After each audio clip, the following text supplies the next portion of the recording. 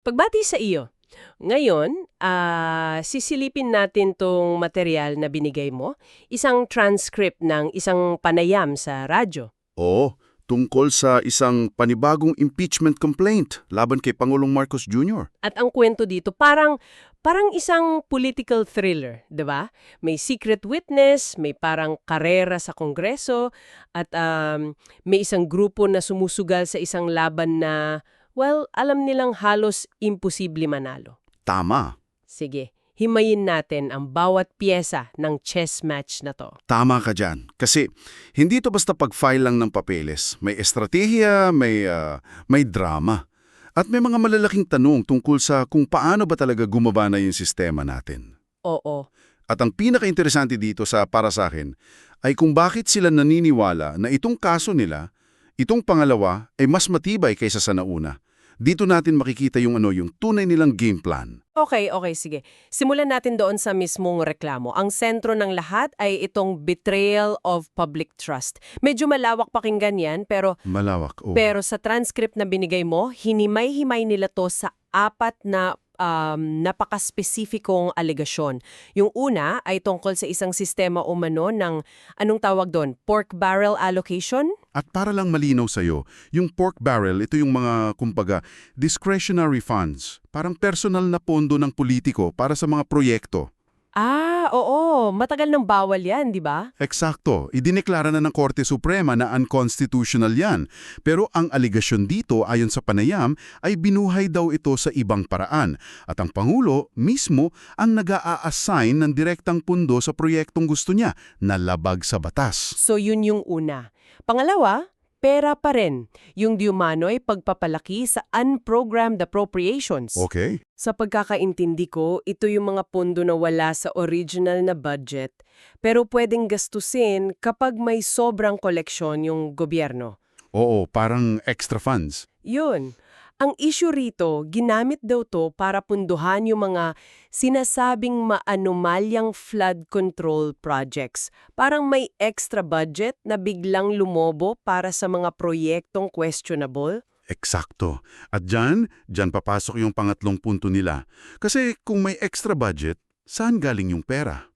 Yun ang tanong. Dito na pumapasok yung alegasyon na kumuha raw ng pondo mula sa PhilHealth at inilipat ito dun sa mga unprogrammed appropriations na yan. Grabe, napakaseryoso niyan kung totoo. Pondo yan para sa kalusugan ng bawat Pilipino. Oo, yun ang bigat niyan. At mula dyan, eto na, dumating tayo sa pang-apat na punto. Na para sa akin, eto na yung pinakamabigat. Yung sa kickbacks. Oo, yung aligasyon ng mga kickbacks na direkta raw napupunta sa Malacanang at ang pangulo umano nila ang ultimate beneficiary.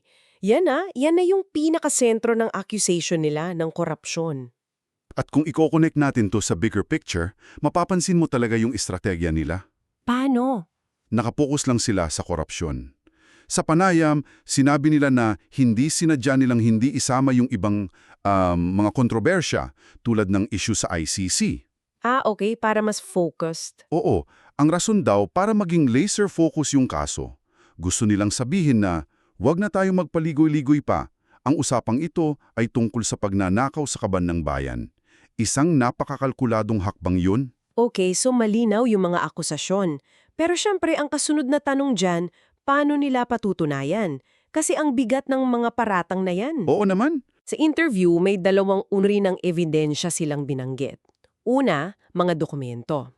Sabi nila, hawak nila yung mga papeles mula sa national budget, yung mga release orders para doon sa unprogrammed funds. Nung paper trail, kumbaga. Yun, yung paper trail.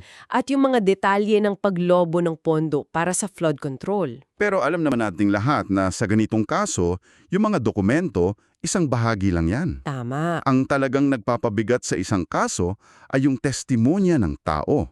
At dito pumapasok yung sinasabi nilang alas nila. Sino to? Ang testimonya ni dating Undersecretary Robert Bernardo. What's fascinating here is, ayon sa transcript, diretsahang sinabi ni Bernardo na siya mismo ang nag-deliver ng mga kickback Wow. sa matataas na opisyal ng gobyerno. At ang mga salitang ginamit niya, on behalf of the President. Hindi direkta niyang itinatali yung kickback sa pinakaitaas. Mismo. Kaya pala ganoong kahalaga yung testimonya niya. At para patunayan na hindi ito basta-basta, binanggit sa interview na si Bernardo ay nasa ilalim na ng... Ng Witness Protection Program. At isipin mo kung anong ibig sabihin yan. Ang Witness Protection Program ay para sa mga taong may seryosong banta sa buhay dahil sa nalalaman nila. Oo nga no, ang pagpasok niya dyan ay parang sinasabi na mismo ng gobyerno na may bigat ang testimonya ng taong ito at may mga makapangyarihang tao na posibleng gustong manahimik siya. Gets ko. That elevates his testimony. Hindi na lang siya basta hearsay. Kumbaga, state-acknowledged threat na. Kaya pala. At ito yung nagdadala sa atin sa isang malaking tanong na sila mismo ang nagbangon sa interview. Ano yon? Kung ganoon kabigat ang testimonya ni Bernardo at pinangalanan niya yung mga opisyal, bakit hindi raw sila naimbestigahan o kinasuhan? Ayon sa paliwanag sa transcript, ang aligasyon ng mga complainant ay simple lang. Pinoprotektahan daw sila ng Malacanang. Imbes na harapin ang kaso, pinag-resign na lang daw. At para sa mga nagsampa ng impeachment, yan na mismo ang ehemplo ng betrayal of public trust. Yung pagprotekta sa mga kasamahan, imbes na panagutin sila. Okay, so sa tingin nila, kompleto sila sa ebidensya. May witness pa. Ang hindi ko pa rin lubos maintindihan ay yung timing. Bakit parang nagmamadali sila ngayon? May nauna ng complaint, di ba? Oo. Bakit hindi na lang sila sumabay doon o hintayin yung proseso nun? Yan. Yan ang isa sa pinakakalkulado at critical na bahagi ng estratehiya nila. May tinatawag kasing one-year ban sa rules ng Kongreso. 1-year ban? Ano yon? Kapag ang isang impeachment complaint ay opisyal nang nireper sa House Justice Committee, may isang taong kang hindi na pwedeng mag-file ng isa pang reklamo laban sa parehong opisyal. Parang one-shot deal lang. Okay. So parang sa karera, kung sino yung unang makarating sa starting line, siya na yung tatakbo para sa buong taon. Eksakto. At ang takot nila na detalye sa source mo ay baka sadyang i-refer agad sa komite yung naunang complaint. Yung sa tingin nilang mas mahina. O yung sa tingin nila ay kulang sa ebidensya. Kung mangyari yon, yung kanilang mas malakas na kaso ay hindi na pwedeng isampa sa loob ng isang taon. By that time, baka wala ng momentum. So naging race against the clock. Talaga. At dyan na pumasok yung drama sa araw mismo ng pag-file nila. Dahil sa pagmamadali, sumugod sila sa Kongreso pero nagkaroon ng malaking problema. Ano nangyari? Wala pala sa bansa ang Secretary General ng Kamara. Naku. Teka, so dahil lang wala yung isang tao, pwedeng hindi tanggapin ang isang impeachment complaint laban sa presidente? Ganun ba yon? Well, yan mismo yung naging debate. Ayon sa transcript, may nagsabi sa kanila na only the SecGen is authorized to receive an impeachment complaint. Pero, ang ganti ng mga complainants, at dito sila humugot sa mismong rules ng Kamara, ang nakasulat daw ay shall be filed with the Office of the Secretary General. The office. Oo, may malaking pagkakaiba yan. Ang argumento nila, hindi ito personal sa SecGen. Dapat tanggapin ito ng opisina niya, may tao man doon o wala. Wow! So nagkaroon pa ng labanan sa interpretasyon ng rules sa mismong hallway ng Kongreso. Oo, at ang paninindigan nila, kung hindi yan tatanggapin ng opisina, malinaw na isa itong bad faith sa parte ng liderato ng Kamara. Isang paraan para i-technical yung pagsampa nila. Para maharang, bago pa man mag-umpisa yung session. Mismo, kung kailan posibleng ma-refer na yung naunang, mas mahinang complaint. Literal na labanan to ng oras at ng interpretasyon ng bawat salita sa rulebook. So, let's be realistic here. Sabihin na natin na lusutan nila yung procedural drama. Solid sa tingin nila ang ebidensya, kalkulado ang timing. Pero, alam nating lahat na ang impeachment sa huli is a numbers game. Inamin nila sa interview na 3 lang ang endorsers nila sa Kamara. So para saan pa tong lahat? It feels like a suntok sa buwan.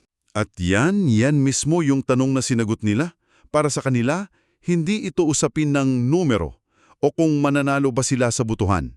Ang paliwanag nila sa source mo ay itinuturing nila itong, at gagamitin ko yung eksaktong salita nila, Ano yon? a matter of principle, a matter of duty, a matter of accountability. Isang usapin ng prinsipyo at tungkulin kahit alam nilang matalo sa bilangan? Oo, ang pananaw nila, Tungkulin nila bilang mamamayan at taxpayer na ilagay sa opisyal na talaan ng Kongreso ang mga alegasyong ito. Kahit manalo o matalo. Kahit manalo o matalo, ang mahalaga raw ay maiharap sa publiko at sa kasaysayan yung mga ebidensya ng umano'y pagnanakaw.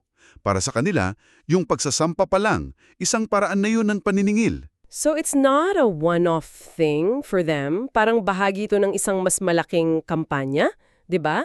Kasi nabanggit din sa interview yung plano nila para kay Vice President Sara Duterte. Tama. Yung naunang impeachment complaint laban sa vice-presidente, na-dismiss na, di ba? Oo. Pero ayon sa kanila, kapag natapos na yung 1-year ban mula sa pagbasura nun, nakahanda na silang isampang muli. Igit sabihin, tuloy-tuloy sila. Ipinapakita nito na yung krusada nila para sa accountability sa kanilang pananaw ay hindi lang nakatuon sa isang tao, kundi sa mga opisyal na sa tingin nila ay dapat managot. At habang nangyayari ang lahat ng ito, yung paghahanda, yung karera sa oras, may isa pang layer ng drama. Meron pa? Oo, yung mismong nagsasalita sa interview si Canato Reyes ng Grupong Bayan ay personal na tinatamaan. Nakatanggap daw siya ng supina para sa isang kasong sedisyon. Yung harassment case? Yon nga. Ang tingin niya rito, ayon sa transcript, ay isang malinaw na harassment case, isang panggugulo na idisenyo para takutin at pahinain yung loob ng mga kritiko niya sa isang protesta noong September 21 kung saan nagkaroon ng gulo. Okay, pero ang nakakatawa sa depensa niya in a dark way, 'di ba? Ano yun? Paano ka raw mag-uudyok ng sedisyon kung ang unang-unang nangyari sa iyo sa gulo ay na-knockout ka dahil tinamaan ka ng bato sa mukha at isinugod ka sa ospital? Eksakto. Ang hirap kontrahin nun. 'Di ba? At para sa kanya, yan ang patunay kung gaano ka-absurdo at pilit yung kaso. It's a classic harassment tactic daw, designed to distract and intimidate.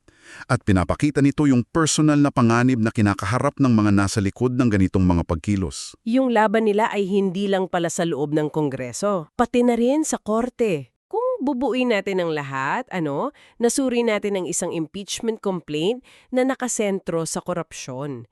Binuo sa pamamagitan ng isang kalkuladong strategiya para unahan yung 1-year ban. At hinarap ang mga balakid, mula sa proseso hanggang sa politika. Oo. Mula sa testimonyo ng isang state witness hanggang doon sa drama sa opisina ng Secretary General. Inilatag ng source mo ang isang napakalinaw na salpukan, yung prinsipyo ng pananagutan laban sa realidad ng kapangyarihan at proseso. Tama, at ito ang iiwan naming tanong para sa iyo. Sa isang sistemong pampulitika na madalas ay laro ng numero at alyansa, anong tunay na papel at halaga ng isang impeachment complaint? Ito ba ay isang lehitimong paraan para manawag ng pananagutan o isa na lamang formalidad na ang kahihintnan ay nakadepende pa rin sa kung sino ang may hawak ng kapangyarihan?